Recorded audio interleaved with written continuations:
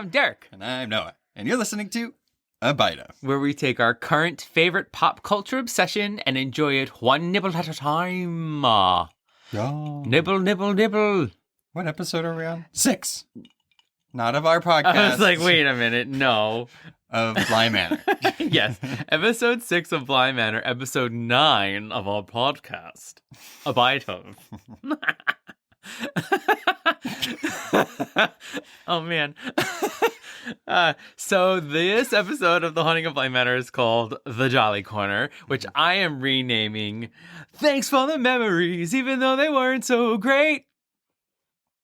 Because it's all about memories, and they're all horrible. Oh, I was like, did it have Jolly Corner in that song? No. I was so confused. Now I appreciate it. Thank you. It's always good when you have to explain it, right? That means it nailed it on the head. Sorry. So before we go on, we always like to recap the last episode. I don't want to. It was too depressing. Let's just make it a sentence. The sentence is... Mrs. Gross is dead, and it's super sad. Yeah. Miles killed her. Being possessed by PQ. Yeah. That's it. That's it. That is, I'm not talking about it anymore. I don't want to talk about it anymore because I want it like a distant memory. Can I just say one more thing? I've decided that Mrs. Gross is not the second bent neck lady. She's the third. Oh, come on. Because it's Nell, poor Pidge. Oh, God. And then Mrs. Gross. That pigeon. Yeah. That pigeon. That was like episode 2. R.I.P. Pidge. Mm-hmm. Yeah.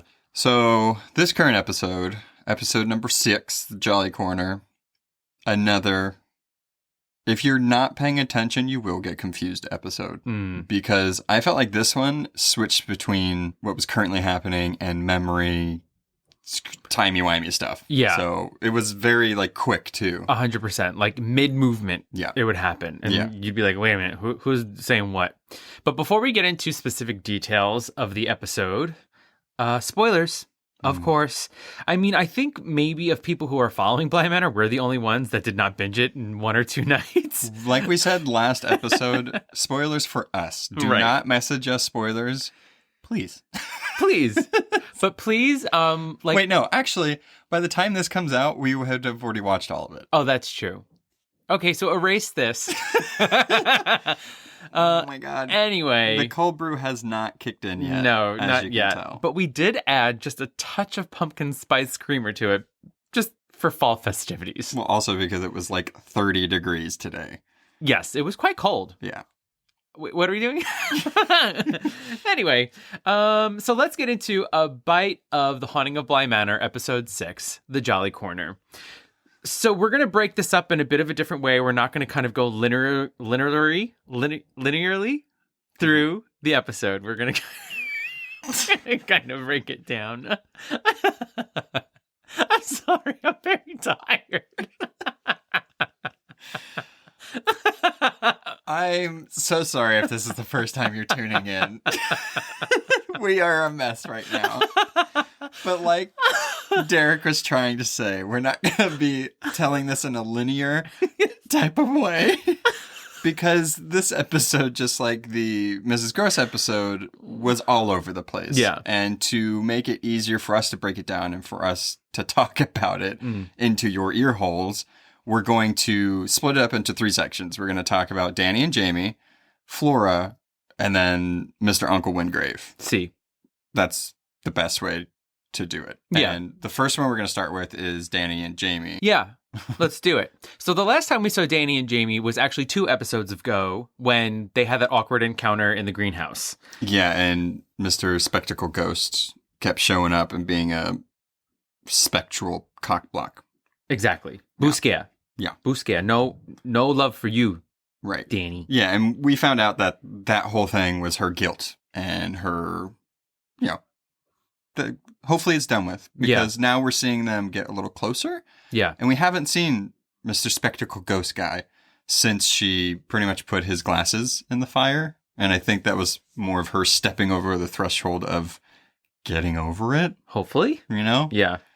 And then, so she gets up early one day. So Jamie apparently gets there before the sun rises to take care of the plants. She's a gardener. Of course she does. For sure. Yeah. For sure. She loves them. She loves plants. And she's... A lot. A lot. Like we found out in this episode, she loves them more than anything and That's everyone. True. Like more than humans. She thinks they're like, you put more work into flowers than you should to humans. Because humans will only disappoint you. Yeah, and that was the whole main point of this episode, I feel like, with Jamie and Danny, because there was some unresolved issues that, you know, Jamie put herself out there, Danny seemed to accept it, but then, ghost guy kept popping up, and she's like, no. So, of course, Jamie, being the reserved and, like, guarded person she is, she's like, I'm not going to waste my time with this. Like, why? She's like, I'm an adult. Right. This is ridiculous. Right. And there's a cute scene when, because obviously Danny's trying to make amends with her, and she shows up early, with Jamie, and Jamie's like, I know what you're doing. Like, you're up early. There's no reason you should be up. And Danny does this funny little, mocking of the British accent, which I think chips away at Jamie's little, like, trying to be tough attitude, and cool. They're making up. Yeah. And so then Jamie turns around, and they're almost going to start canoodling in the wee hours of the morning in the greenhouse. And then, shocker, who's standing in the grass, barefoot? Flora, yeah. And they're like, what? And she's like, Flora! And she runs out to her. And Flora's like, where am I? And they're like, girl, you outside. Yeah, and they give each other weird looks like, this girl's crazy. Yeah. Mm-hmm. And then so the next time we see them, later that night, I believe it all takes place on the same day in their time, I guess. Mm-hmm. They had mentioned earlier about going to a pub. And this night, Jamie sets up Owen and Mrs. Gross to watch Miles and Flora so they can go have their little moment. Yeah. And then I thought they were going to go get a drink. And I like that Danny, in a way, said what we all probably were thinking. She takes her on a walk in the woods. Yes. And she's like, are you taking me out here to kill me? And I'm like, probably, girl. Well, it's also weird because Jamie's like, oh, I bet you remember I have a wee apartment above that wee pub. And then she's like, yeah. And then she's like, you think, okay, that's a good plan. And then she's like, no, I'm going to murder you in the woods. She's like, it's raining. Yeah. And I'm going to take you for a walk in the woods. I mean, it does turn sweet, but it is a very odd thing to do instead of the initial thing they talked about. So you and I have been wishing for like a Jamie backstory episode. We're like, we cannot wait for the Jamie backstory episode. And they're like, you know what? Instead of a Jamie backstory episode, we're going to give her a 20-page monologue. Yes. Be it beautiful. There was very beautiful moments in the monologue. It was like, oh, okay, this is a lot of information. Yes. But why aren't we seeing it? And I think it is funny that the only people we haven't really seen backstories to is Owen and Jamie, but we've heard them. Yes. They've told them. Everybody else we've seen their backstory. I mean, at least so far. So I think that is interesting. So pretty much Jamie tells her that all people are exhausting. That why put in all this work if it's not going to pan out, if it's just for nothing. And that's why she loves flowers and plants, because you put in all this work and you can see them grow. I love it. I love the analogy. That made me feel more like attuned to her as well. I'm like, I get it. I am the same way as you. I totally get it. With specific people, I let in. Oh, cool. That's why we have all these plants now. Cool. We have gotten a few more plants ever since we started watching this. Yeah. So man. So what do you do when someone tells you their tragic life backstory? You make out with them. Yeah. Danny's solution. There was to sum up essentially one of the main points that Jamie said, I did want to say this quote. She says, humans are organic. It's a fact that we're meant to die. It's natural, beautiful, and it all breaks down and rises back up, and we leave more life behind us to take our place. And I think that's really interesting, and I think that Jamie's really dealing with her problems the way she grew up. Her mom ran out. Her dad couldn't handle it. They were really young. Mom had a baby with somebody else. Yeah, they were all put into foster care. Right, and she had to take care of that baby. Yeah. And something with a boiling pot of water happened. And we don't know too much about that. But I think it's interesting that that's how she decided to deal with everything. Yeah. So, I mean, of course she would be guarded. Like, who wouldn't be? Well, you get to be by yourself. You get to care for things that you see grow. And they don't talk back. Right. You know, Perfect. Backhand him. That's probably why she also doesn't like Flora and Miles. Like, anytime they breathe, she's like, shut up! Well, Miles is just the worst. We know this. I feel like Miles was the worst even before he got possessed. Nobody liked Miles. Right. Then the next time we see them is in the morning, and they're asleep in the bed, and we can kind of put together what happened. Nighttime activities. And we do see a glimpse. So Danny is the first one to wake up. She's like laying so that her face is facing Jamie's back, and we do see that she has like burn scarring on her shoulder. So maybe that's the story with the boiling pot with the little brother, or maybe it's something else. I mean, we don't know. I thought that was more of because she said something about there was an accident and social services got involved. Yeah. You know, children can't raise children. You know, just like watching, like, you know, a boiling pot of water. And I was like, that's a weird thing to say, you know, an analogy or a metaphor or whatever. And I was like, oh, no, it was literal. Literally. It seems. Yeah, exactly. And so that's what split them up. So we have an interesting moment, though, when Danny gets up and she's putting on her clothes and she steps directly in front of the mirror and she looks directly in the mirror and there's no moment of Edmund there. Right. I think that was her moment of realizing, like, right. I guess, you know, being gay does exercise all the demons. Yes! Do voguing. RuPaul walks in. Right. So she's good. She does not see Edmund. It's behind her. She's fully invested in where she's going now. Right. Hopefully. Yeah. And she's been true to herself and she feels like she can live freely as herself. Because that's also something that I love is that I know we're in a ghost story here. I love this bit of romance, but I also sort of love the camaraderie between all of the staff in the house. Like you said before, how Owen and Mrs. Gross were like, no. We got this. You guys go ahead and go hang out and have fun. Yeah, I thought it was really sweet. And, you know, knowing about Mrs. Gross, it makes me more sad every time I see her with Owen because it's like, she's like savoring every moment she can with him. And I'm like, oh, they deserve better. I know. He just has to become a ghost and then they can become ghost lovers forever. I mean, I wouldn't put it past the show. So that'd be nice. Caretakers in the afterlife. Yes, I love it. And I think then the next time we see them, we have another moment with Flora. Flora's out on the lawn again. Flora's out on the lawn again. She's drunk. Yeah. All the time. And then the last time we see them together, Jamie's finally like, all right, I have to go home. And she's like, no, stay another night. She's like, I gotta get changed. She's like, okay, and come back. And she's like, good night. Yeah, but there is a sweet moment where she's like, there'll be many more nights. Yeah. And I think it was the opposite to PQ and Miss Jessel. Because it was very much like, you know, one of them being PQ and Miss Jessel, wanting the other one to stay constantly, like always having to be in their sights, like all of that kind of stuff seems very controlling, possessive. And I think this one was the opposite. It was more of like, you're okay. I will come back. Yeah. You know, don't worry. Like, we're fine type of thing. I thought it was interesting. Because, I mean, what else was the point of that scene? You know what I mean? And Danny says, do you promise? And then they kiss and she says, I promise. Yeah. I love it. Yeah. But super cute. She should have stayed. Yeah, she should have stayed. But now we're going to talk about the uncle. Rewind. Right. So this one is a very uncle-heavy episode. Yeah. I feel like. It's equal parts Flora and Danny and uncle. And we find out during the course of this some interesting facts about the Wingrave family and its lineage. Messed up. So I think in the previous episode, I had assumed that he was maybe Charlotte's brother, and now I take that back fully. Because that'd be disgusting. Yeah. So he's brother to Dominic. Yeah. It's true, because I had that in my head too, and I was like, what's happening? Yeah. And then I was like, oh, no, wait. Okay. So one of like the first scenes with Uncle Henry is he's in his office again, and he's trying to decide between scotch and bourbon. Right, and we see a figure. Yeah.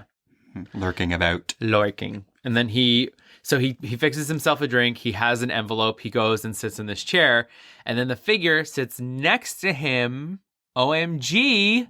Twinsies. Yeah, his evil twin is sitting right next to him that can't stop smiling like a maniac. Like a creepy creep. And he's like fully aware that he's there because he passes him a glass and they have a sip of a drink. And you're like, huh?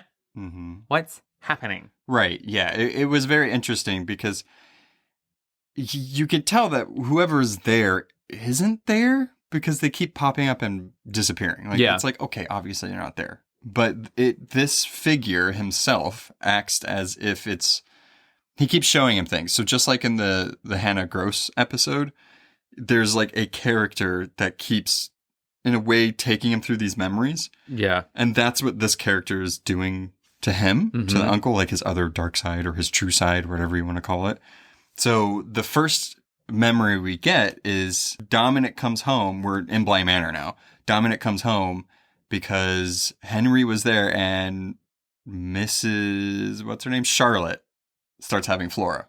So we're like, she's in labor. We're 8 years in the past at this point, and she's in labor. But Henry's there first before the father. Yeah. And when they go into the room where Charlotte's having the baby, she gives Uncle Bly Manor like a weird little side eye look. Eh? No, not sexy. No, I know. Like of longing and like, this is your child. Spoiler alert. Jesus. Yeah. And the whole time the brother's going like, how is she so early? She's so early. How is she giving birth so early? And he's like, oh, babies, or whatever. Yeah, we also come to find out, right? So this is Dominic and Charlotte in the kids' house. We come to find out that their office is 3 hours away. Yeah, that's really, I mean, it does seem like the dad traveled a lot. Yeah. So I don't think that mattered. Like he would be gone for months or like a whole month at a time. But also, 3 hours away. So Uncle Henry just like holds down the home office while D. Wingrave is traveling the world, basically. Right. But still, that's far. That is really far. That's the most upsetting thing about this show so far. Yeah. That's it. The traveling. The commute. There's no tube access by Bly Manor. I flip out if I have like a 45-minute commute. Oh my God. 3 hours? No. No. Terrible. Another memory that we see now is the uncle dropping off the actual dollhouse that Flora has in her bedroom for her birthday. Yeah, people with money always know people that can do extraordinary things. Some man in Surrey made it, right? So he took the 3-hour drive.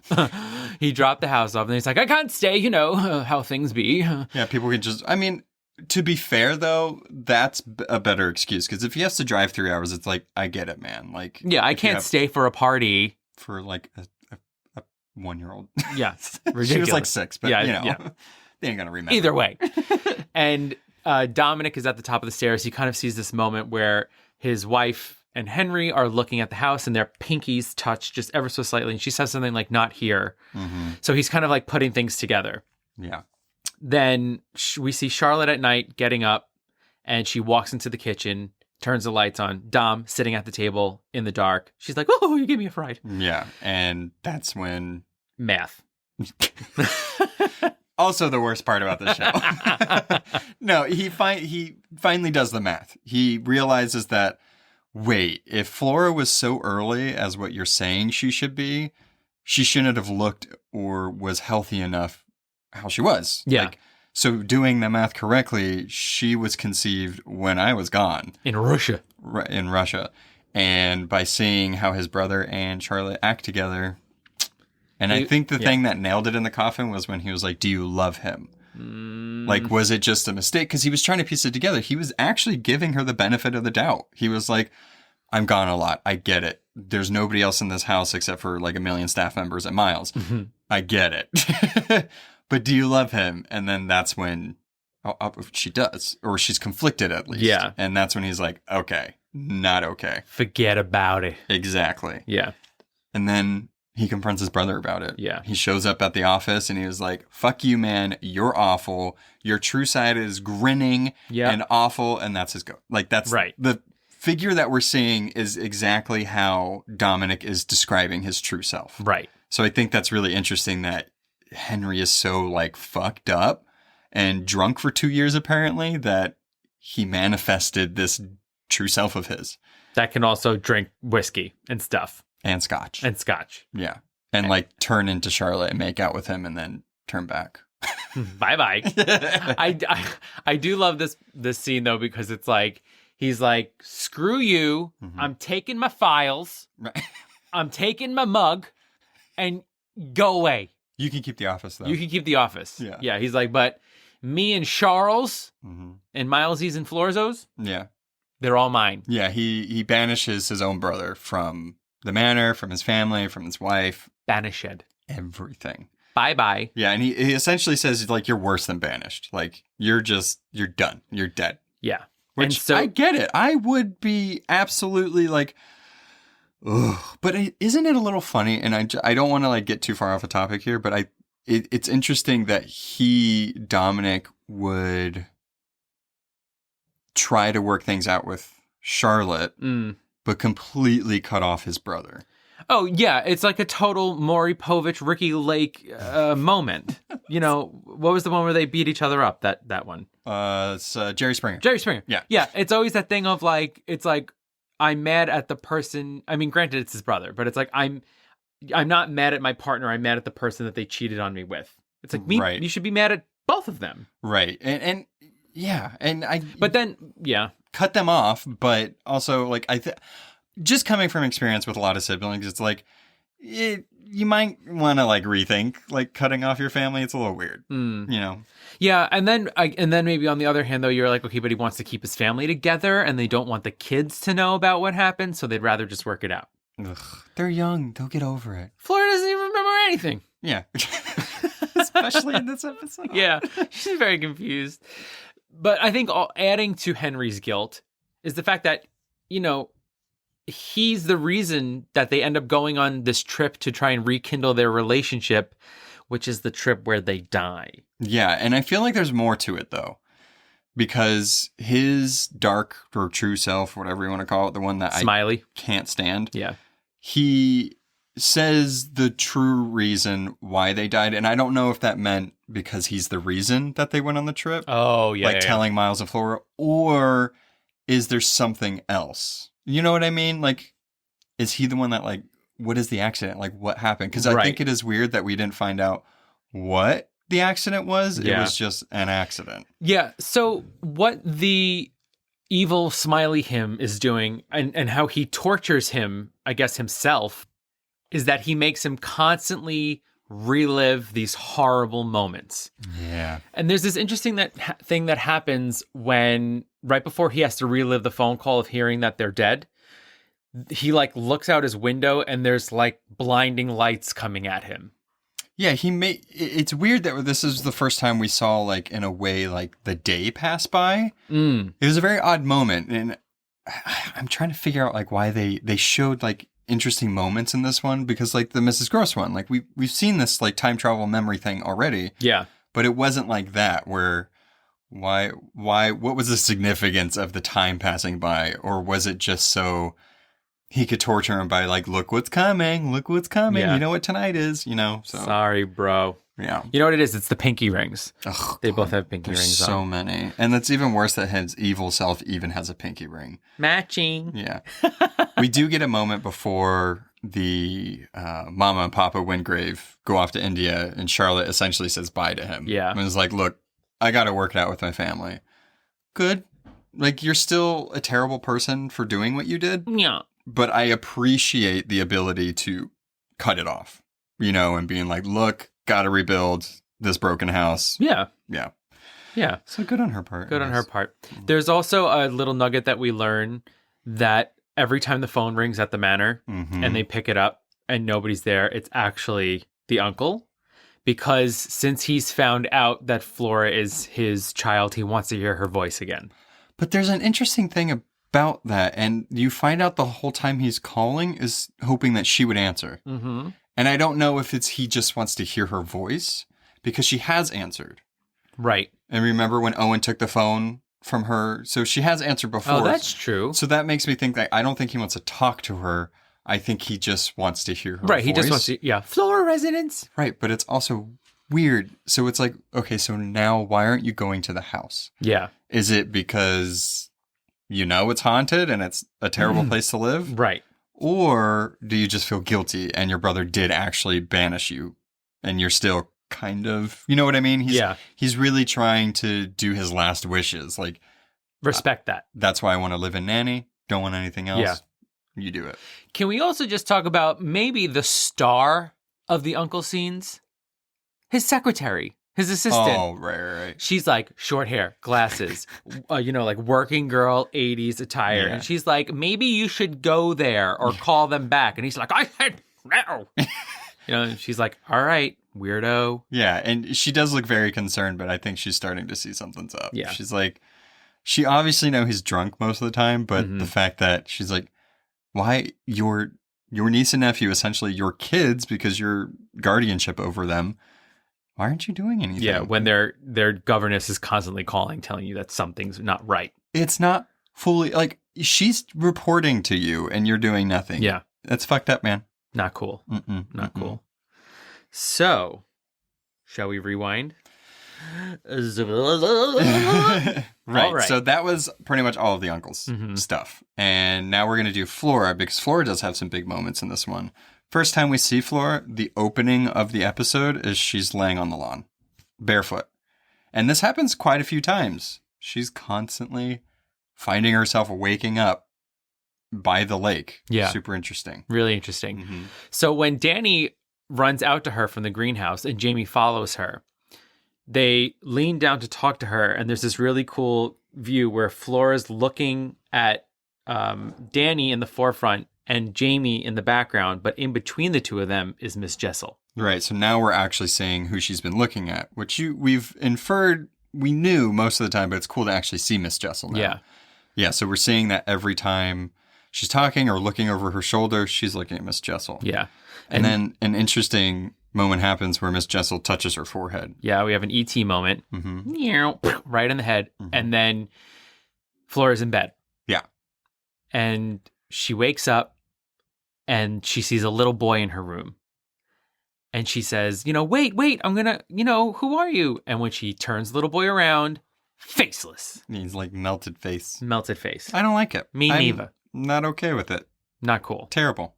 Like I have a feeling that this is going to be a tragic story with this child, but it's not okay. Because he's a ghost, right? Or is he a doll?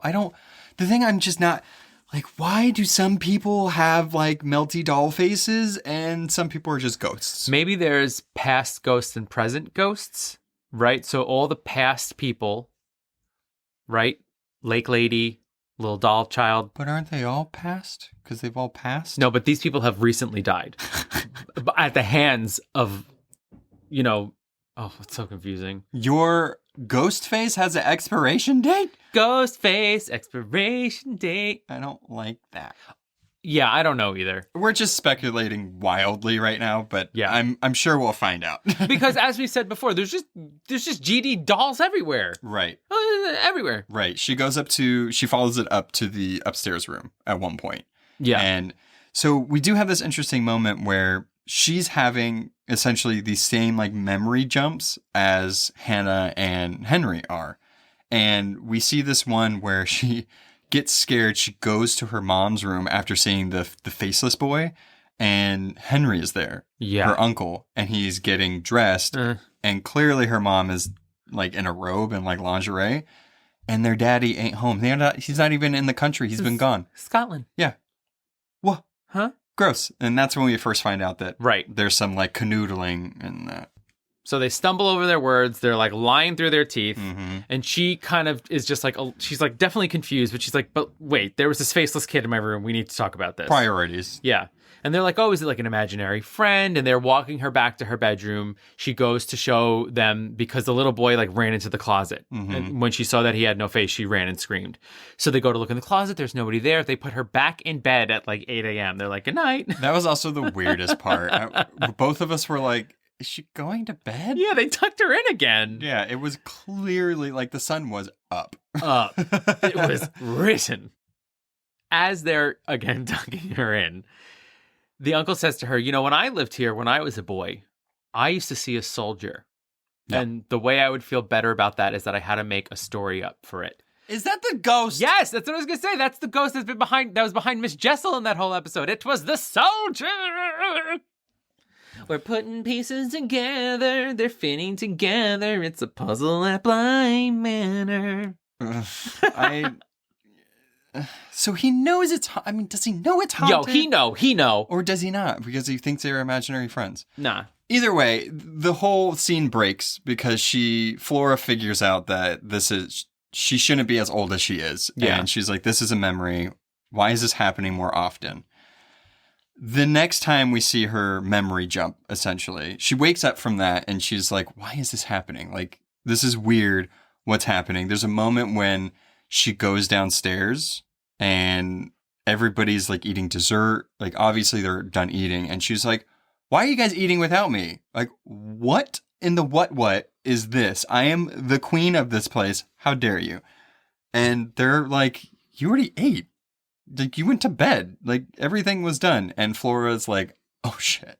Yeah. I'm losing track of what's happening. So I almost feel like we're seeing on the other side what happens to Miles, right? Right. So we see in real time what happens to Miles when he gets whatever happens to him with Peter. Mm-hmm. But on this side, we see what happens to Flora because every time this happens to her, Miss Jessel's doing that finger thing on her forehead. She's possessing her. Yeah. Right. And they call it, they say she's being tucked away into a memory.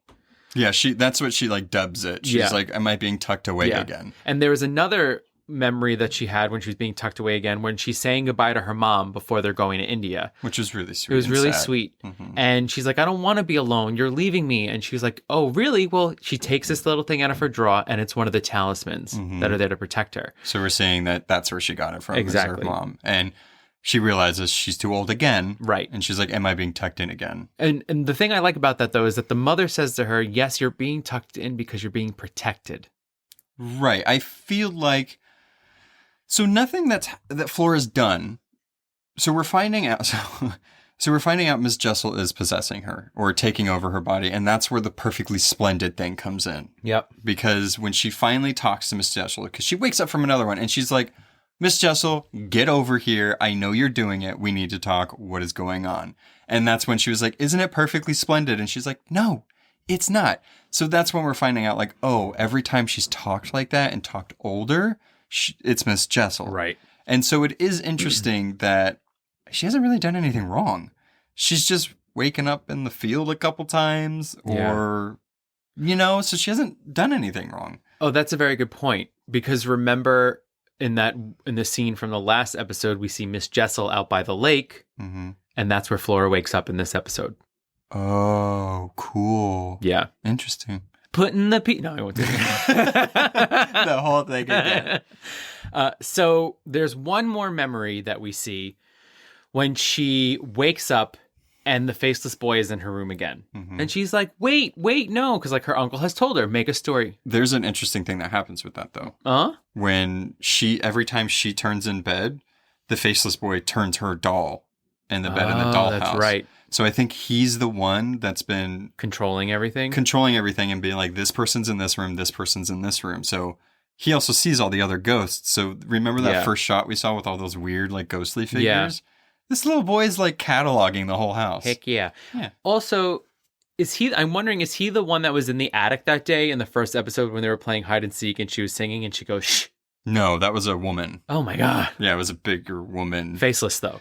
Faceless. Yeah. He was the one that I think was in the cellar. Yes. Yeah. He was in the cellar. Because when we see him that time, he has a face. And then in this episode, we learn where he gets his face from. Mm-hmm. So as she's chasing after him, he goes into the attic and he kind of tries to blend in with a wall of dolls that are there. It could have worked if he didn't move. Yeah, he was like, right.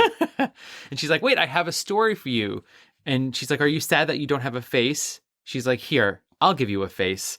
There's this busted-ass doll whose face she just takes off. She rips this doll's face off. Eyeballs. And revealed a more terrifying face underneath that doll to then give this faceless boy a terrifying face of a terrifying doll. And it's also like it's supposed to look like a baby doll. So it has like chunky cheeks. And so like it doesn't really fit on the kid's face, which is like totally plausible. But it just like makes it look that much scarier. Right, which is the point. I get it. But it's like, how was like whatever age she was at that time, like 6 or 7, how does she think that's okay? If I would have put that on that boy, I was like, oh God, no. Let's like get you a different face or just put a bag over his head. I'm sorry, but like... She's not worried about craftsmanship, obviously. But I feel like she has some sort of future here, maybe with doll repair. I mean, she just easily grabbed the face off of that baby doll and just placed it ever so gingerly on the ghost boy. I don't think that's where her future lies, if she can just rip faces off of dolls so easily. I mean, let's be honest, they're all messed up. So who knows if there is even a future for any of them. Right. And pretty much the last and the ending scene for this episode, when she's talking to Miss Jessel, when she's like, get over it, Miss Jessel, let's have a powwow, let's talk. Flora mentions that Miles isn't acting himself. And Miss Jessel does a weird look. Mm-hmm. She disappears. And then Flora's like, no, come back. And she comes back. I was talking to you. Right. And they're talking. And I'm like, yes, maybe we'll get some answers. What's going on? Danny has to pop her head in. What up? I mean, she's doing her job. So, like, good job, Danny. But she flips the frick out because she's like, Flora, come here. There's a woman. You're talking to a woman. There's a Jessel on your bed. Right. And then she's calling for Miles. She looks to where Miles's room is. PQ's standing there. Well, this is awkward. Or whatever he says. This episode, like, just went to a climax at the very end of it. And it's like, what is happening? Yeah. So she saw Miss Jessel. She looks to where Miles is supposed to be. It's PQ. And then one of the last things we see with Flora is Miss Jessel possesses Flora at this point. Runs up to the attic. Of course, Danny chases after her. And then when she gets up there, Flora's like, I'm sorry. And then Miles comes from behind her and knocks her out. Clubs her. Yeah. But I'm trying to think if this is actually Miles or if it's PQ. Because why would we see PQ down there, but Miles up there? I think you're right. It's definitely PQ. And the thing that makes me sad is that Jessel's in cahoots with them. But we do maybe have a bit of a saving grace because whether or not they're in cahoots, Danny got clubbed. And the thing is, Jamie's gone. Mrs. Gross is in a time loop. Who knows if Owen's real? But Uncle Henry says the last scene we have of him is he's saying to his evil smiley spirit, I gotta go there. Something's not right. Right, because the phone's disconnected. He can't do his little prank calls anymore. Who disconnected the phone? Miles. Or PQ. Pidge. Mm-hmm. Pidge. No. The ghost of Pidge. Okay, yeah. I mean, things are coming together, but then there's more questions. Now I'm like, okay, who's possessed? Who's not possessed? I swear to God, if Jamie's been possessed this whole time, I'm going to lose my mind. No. There's also things that I'm not sure if I've said when we've talked about this or not, but there's weird moments that I'm picking up on. I think I did talk about Miles's eyes being different colors. And it happens every now and then. So I'm trying to focus on people's eyes. Because if that's a thing, whenever people get possessed and their eyes change colors, I'm like, who's possessed here? The eyes are the windows to the soul. And if your soul is not your soul, then it's someone else's soul. And you've got different eyes. Okay, Jamie. Thank you. You knew who I was. We're all like flowers. So that's it for this episode of Bly Manor. But before we go, of course, we have to have another segment of Creepy Kids.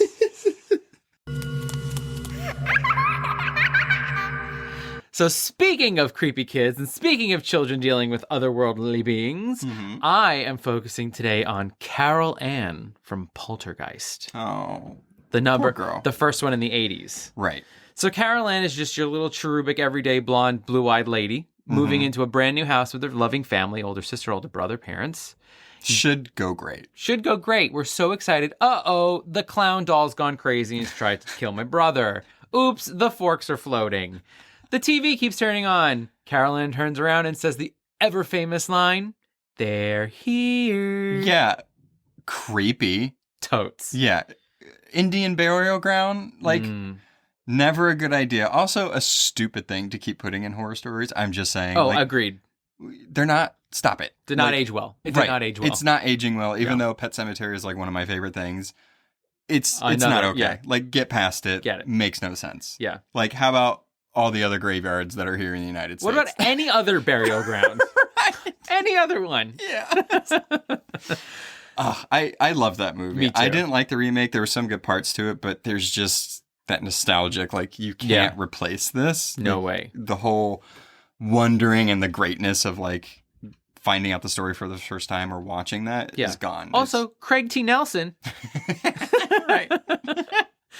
Who doesn't love Craig T. Nelson? But yeah, that movie's fantastic. And although, like, you know, she herself, except for like a couple times, isn't that creepy, a lot of the action actually happens to her. Right. But I think that she kind of fits into this. She's very much of a Flora character. I feel like, I mean, even if a kid has like that creepy famous line, they belong in this category. Yes. So even though like some of these ones that we've already said are actual ghosts, it's fine. Yeah. So next time. Bye. We're a fucking mess. Thanks for listening to A Bite Of, artwork and editing by our own Noah. Be sure to subscribe and follow us on Instagram at A Bite Of Pod and on Facebook at A Bite Of. If you have questions, recommendations, or just want to say hi, you can email us at abiteofpod@gmail.com. You can find us on all podcast platforms. Please be sure to rate and review to spread the word. Hope you join us next time on A Bite Of. Bye.